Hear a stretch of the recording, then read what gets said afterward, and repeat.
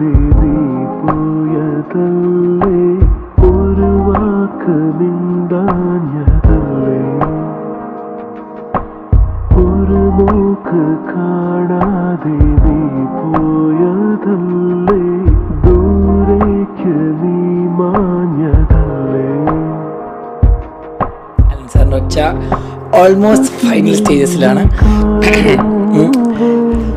ഒന്നെങ്കിൽ ഓവർ എനർജിയിലൊന്നും പറയാൻ പറ്റൂല. പക്ഷെ ഞാൻ എന്താ ഇവിടെ ലൈവ് ക്ലാസ് എടുക്കാൻ വന്നിരിക്കുകയാണ്.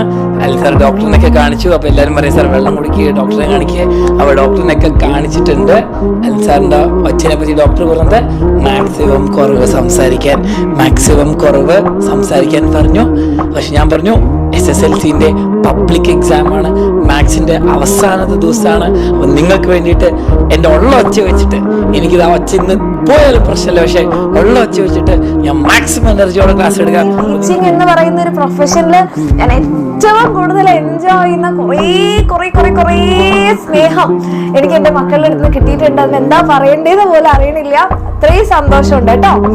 യെസ്, ഗുഡ് ഈവനിങ് മക്കളെ.